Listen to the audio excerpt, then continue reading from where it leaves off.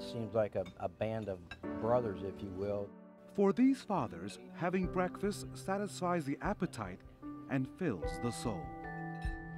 I just feel like, you know, when I leave, I just feel, hey, I can't wait to come next week again and see these guys. David Ruana's daughter Emily died of an untreatable disease last year. Across the table, David Cook.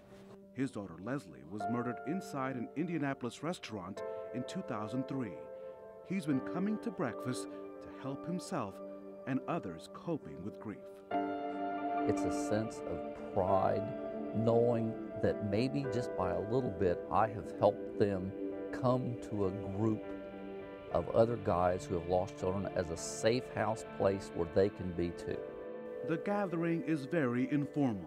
I don't know what I've done, could have done it, but we never had this group. Every time a new dad comes, the others tell their stories. For Rick Rhodes, life has not been the same since losing Chris, and sharing about his life eases the pain. But it's always been therapeutic, it's always been cathartic, it's always been the ability to keep our son's memory alive. And I think that's what this group does. There's no pressure to talk. Jim Updike wasn't ready to share about his son Joshua for about 4 months, and that was okay.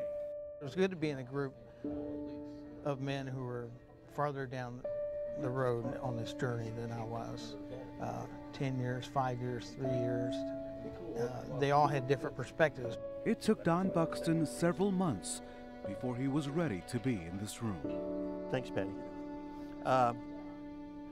It gave me great comfort to see the guys and hear the guys tell their stories. What I get from these guys is an assurance that I'm not crazy.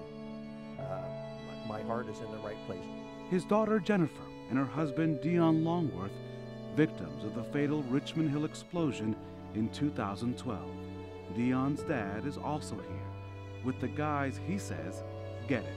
They're safe, they understand, and they're willing to be there. The men gather at Denny's on the south side and the Peeps on the north side. Mike Laird finds comfort in this place. In 2004, his son Jake was shot in the line of duty.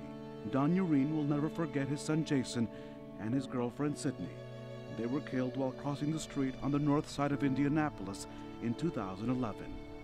It's around these tables we are together, and I don't think anything would ever divide us. That these dads seek advice, laughter, and strength. It's always on the menu.